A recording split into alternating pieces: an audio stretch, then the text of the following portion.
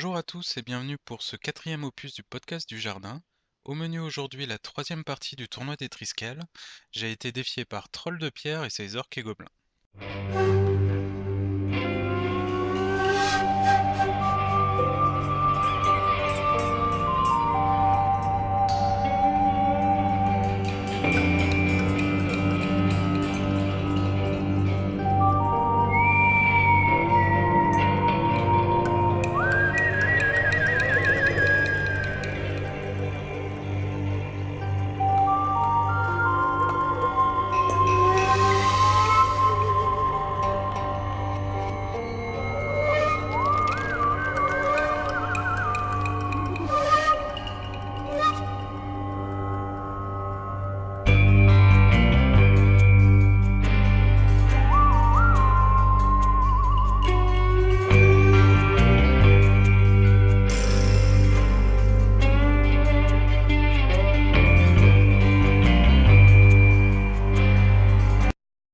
Deuxième orque et gobelin pour cette première journée du tournoi.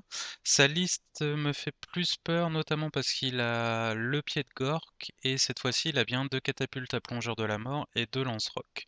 Au niveau des poses, il en a plus que moi, donc je peux pas réagir à son déploiement. Je suis obligé de déployer mes unités clés en premier. Donc je vais me déployer sur une moitié de table. Donc au centre, je vais mettre mon pâté de Croxigore et de Skink pour abriter mon Slann qui donnera son commandement de 10 à 12 pas. Je fais une première ligne de cohort Skink et de tirailleurs Skink qui vont avancer comme d'habitude pour tirer sur ce qui avance, les éléments légers qui avancent un petit peu et pour rediriger ce qui va me gêner. Sur les ailes, je vais mettre comme à chaque fois un pack de cavalerie Saurus. Sur l'aile de droite qui va rencontrer le moins d'opposition, je mets juste un personnage Kourak. Sur l'aile de gauche qui va se retrouver face à ces blocs d'infanterie, là je mets deux Kourak et un Kourak-Kak. Les Terradons et le personnage sur Terradon avancent largement pour pouvoir essayer de passer par-dessus ces lignes et s'occuper des machines de guerre tout en lançant un caillou sur le Squeak Broyeur. Et sinon, au niveau des caméléons, comme vous pouvez le voir sur cette image, je mets une unité légèrement en avant pour faire de la redirection tout de suite et du tir, et une autre unité juste derrière la maison, hors des lignes de vue. Pour son déploiement, en commençant par son flanc gauche, on a donc un chariot à pompe Snotling, 5 araignées, un lance-roc et un char. Au centre, on a ses blocs d'infanterie. Donc les orques noirs sans personnage, les orques sauvages avec sa grande bannière et son chaman niveau 4. Derrière, on a une catapulte à plongeur de la mort. Ensuite, on a une quarantaine de lanciers gobelins avec le chaman niveau 4 à l'intérieur. Donc entre les gobelins de la nuit et les orques sauvages, on a un héros sur araignée géante, un deuxième char à loup. À droite, on va avoir un troupeau de squig. Alors il a mis les bergers devant, parce qu'avec mon initiative, il pense que je vais frapper en premier, surtout avec mes skinks. Donc là, je vais tuer des gobelins et je pourrai pas taper en fait sur ces squeaks, ce qui lui gardera de la force de frappe. Donc derrière ce troupeau, on a un lance-roc et sur la droite, on a donc un héros gobelin sur loup, 5 loups géants, un chariot à pompe snot, un squeak broyeur et enfin une catapulte à plongeur de la mort. Début de la partie, je gagne le jet pour avoir le premier tour. Donc j'ai oublié de prendre des photos pour mon premier tour. Donc ici, vous avez à la fois mon premier tour et le premier tour de Troll de Pierre. Donc sur le flanc droit, j'avance tranquillement mes cavaliers Saurus, toujours à cause du Squeak Broyeur. Sinon, je mets une cohorte Skink dans la maison. Mes Terradons avancent légèrement pour tirer sur les chevaucheurs qui sont à ce moment-là dans la forêt. J'ai une unité de caméléon qui rentre dans la maison du centre. Donc là, je suis à moins de 8 pas de son unité de gobelin de la nuit. Il doit donc lancer ses fanatiques et il préfère les lancer derrière lui pour qu'ils sortent de la table plutôt que les avoir devant ses lignes. Sinon, à gauche, comme d'habitude, je déploie mes tireurs. Alors, à gauche, sinon, donc là, vous voyez que j'ai fait ma ligne de cavaliers Saurus et que j'ai des unités devant. Je peux pas charger. Alors en fait, j'ai l'habitude de faire ça en mettant mes personnages aux extrémités. parce qu'en fait, bah, je peux les faire charger tout seul et tout en laissant derrière moi le régiment de cavaliers Saurus. Sachant que si je réussis à envoyer deux personnages, généralement, je réussis à gagner le combat. Sinon, j'avance un petit peu le slan aussi. Au niveau de la phase de magie, je vais lancer main de gloire sur les cavaliers Saurus qui sont à droite. Je booste leur mouvement, ils vont gagner plus 2 en mouvement. C'est pas que ce soit si important que ça, mais ça me permet à la fin de la phase de magie, grâce à mon attribut de domaine, d'oublier main de gloire, qui va quand même rester pendant un tour, et de l'échanger contre une boule de feu qui va me permettre de gérer un petit peu mieux ces redirecteurs. Phase de tir, il va rien se passer non plus. Je vais tirer avec les caméléons sur le seigneur sur araignée, mais il a une sauvegarde de 2+, et donc je vais rien lui faire. Tour 1 des peaux vertes. Sur les flancs droits, on a une avancée générale. Au centre, les orques sauvages ratent leur test d'animosité. Ils doivent charger les caméléons dans la maison, mais ils ratent leur charge. Le héros sur araignée géante, par contre, lui décide aussi de charger la maison. Les gobelins de la nuit vont avancer un petit peu, tout comme le Squeakbroyer et le chariot à pompe Snotling. Les loups qui étaient dans la forêt chargent mes terradons. J'en tue 2 au tir de contre-charge, mais il réussit son test de commandement et il arrive au corps à corps. Sinon, on a le héros sur loup, enfin le héros gobelin sur loup, qui avance à fond vers mes cavaliers Saurus du flanc droit pour essayer de les rediriger, je pense. Alors par contre, pour les rediriger vers où, je ne sais pas trop, parce qu'en fait, vu comment il est orienté, il m'amène vers le centre. Enfin, en tout cas, il vient vers moi. Au niveau de la phase de magie, il va rien se passer de particulier. Il va lancer un pied de Gork, mais à mon grand étonnement, il va le lancer sur mon régiment de Croxigore et de Skink et pas sur mes cavaliers Saurus. Le pied va dévier, il va rien se passer. Alors j'ai compris plus tard en fait que alors on joue le scénario chaque vie compte. Donc c'est une bataille rangée où chaque figurine détruite rapporte des points. On n'est pas obligé de détruire tout un régiment. Si par exemple sur un régiment de 10 skinks, il me tue 5 skinks, et ben à ce moment-là, il va remporter en point de victoire le coup de ces 5 skinks. Donc en fait, il voulait viser mes Croxigore, parce que mes Croxigore valaient 50 points chacun. Au niveau des corps à corps, le héros gobelin sur araignée géante ne tue que 2 caméléons, donc il est repoussé. Les caméléons restent dans la maison, et au niveau des terradons, c'est un match nul entre les loups et les terradons, il ne se passe rien. Tour 2 des hommes lézards, je ne vais avoir qu'une seule charge, ça va être le Kourak qui était dans la cavalerie Saurus de droite, qui va charger son héros gobelin sur loup. Donc la troll de pierre va être surpris. Il pensait pas que je pouvais placer en fait mon héros Kourak comme ça. Il pensait que je devais aller au milieu, alors qu'en fait il suffit juste de maximiser le nombre de figurines au contact. Donc si j'ai placé mon héros comme ça, c'est parce que si je fais une irrésistible, j'impacte normalement le chariot à pompe. Et j'espère bien faire une irrésistible, hein, parce que si le héros gobelin survit à mon Kourak, c'est que je n'ai vraiment pas de chance. Au niveau des mouvements, j'ai mon héros sur Terradon qui passe au-dessus du Squeakbroyer, qui lâche les cailloux, mais il sera seulement blessé, comme vous le voyez ici. Après la phase de tir, je vais réussir à le finir. Sinon, j'ai mes caméléons qui sont dans la maison, qui vont sortir de la maison. Ils vont être remplacés par une cohorte de 10 skinks avec mon prêtre skink à l'intérieur. Euh, Moi, je vais faire avancer au centre un rideau de skink pour tirer, soit pour finir le Squig Broyer à la phase de tir, soit pour tirer sur le troupeau de Squig. Phase de magie, ça reste anecdotique. C'est ma grosse déception du tournoi en fait. Le Slan a beaucoup perdu en magie.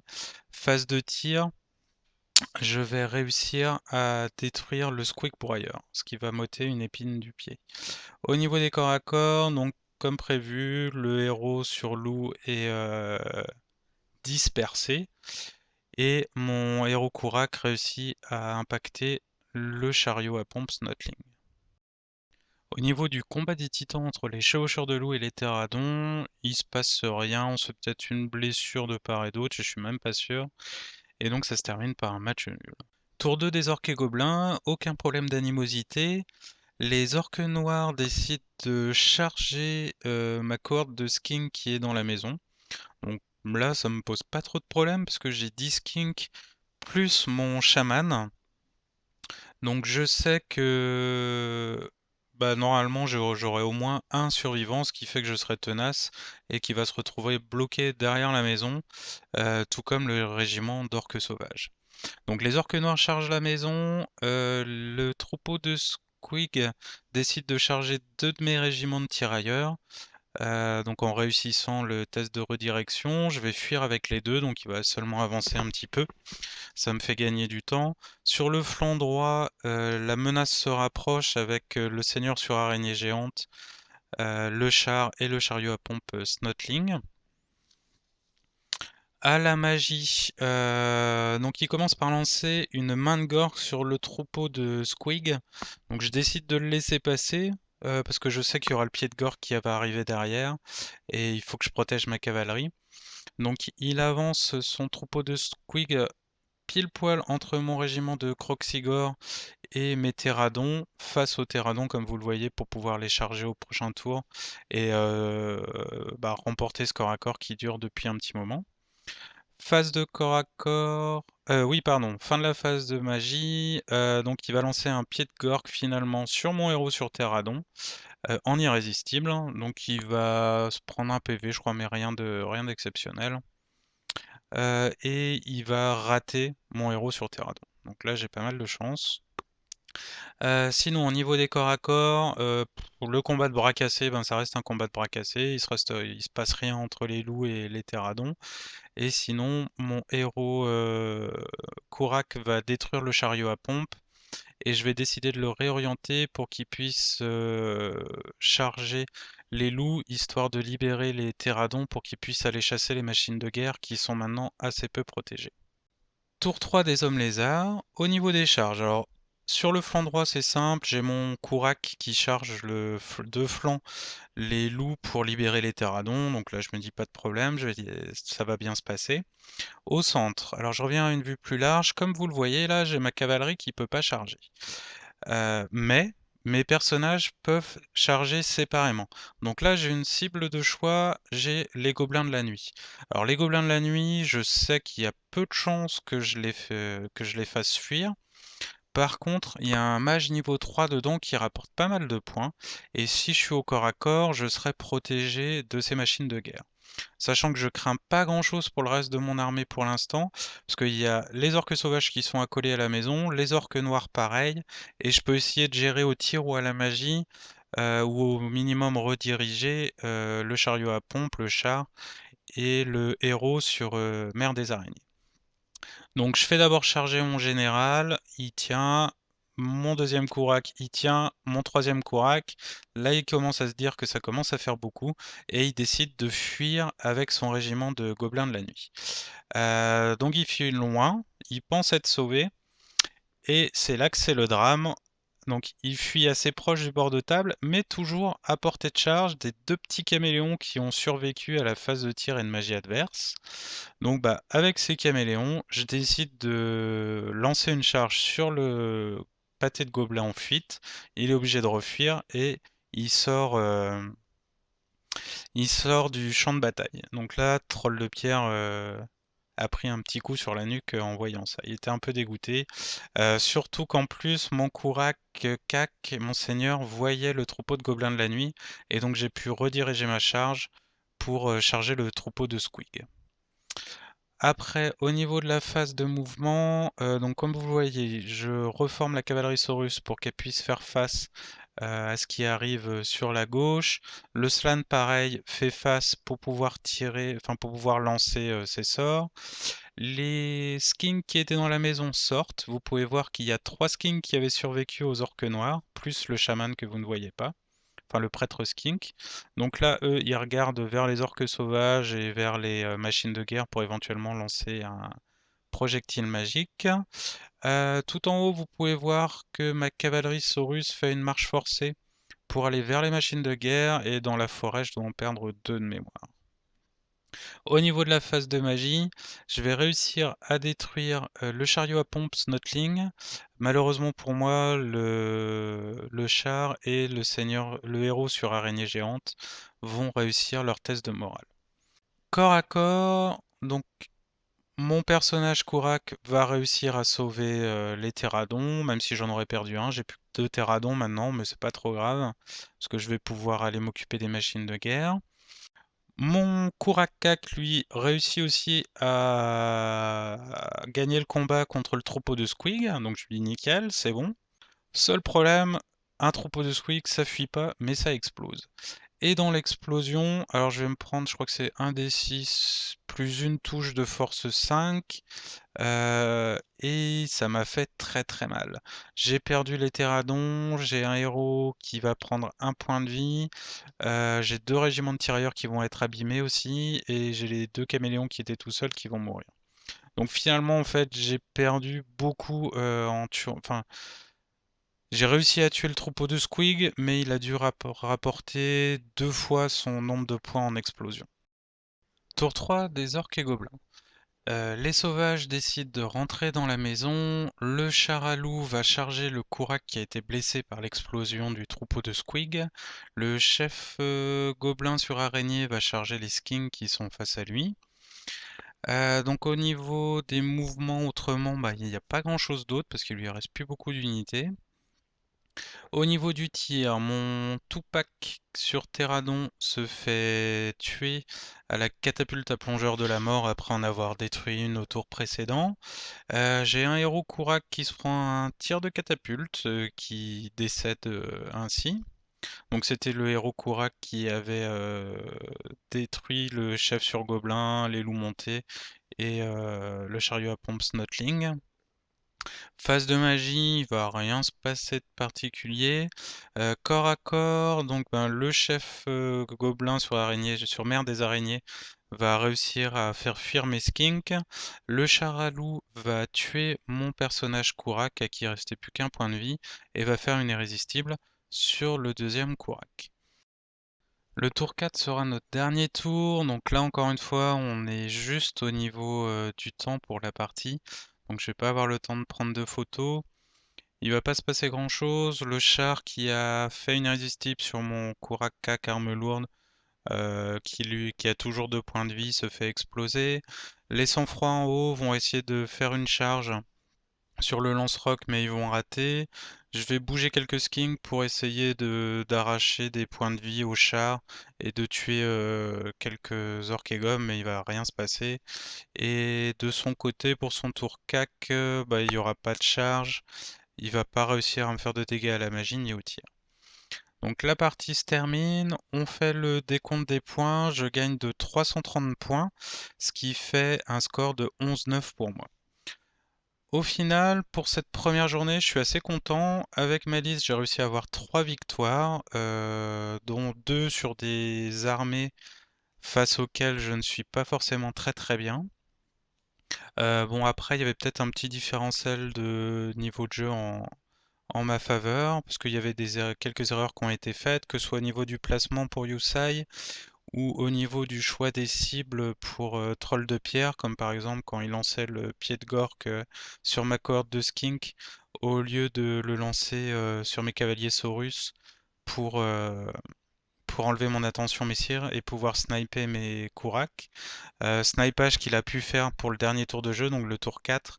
Et là, il a pu voir en une phase de. Enfin, au tour 3, pardon. Et là, il a pu voir qu'en une phase de tir, il m'a tué un Kourak et le personnage sur Terrado. Donc au final, content de la journée, seul petit bémol, donc sur le tournoi en fait c'est pas un décompte par victoire et défaite, on fait juste le total des points. Donc finalement je suis pas très haut dans le classement, avec 3 victoires je dois être dans les 12 premiers normalement, j'étais 11e ou 12e. Donc voilà, je vous remercie de m'avoir écouté, puis je vous dis à bientôt pour un nouveau podcast.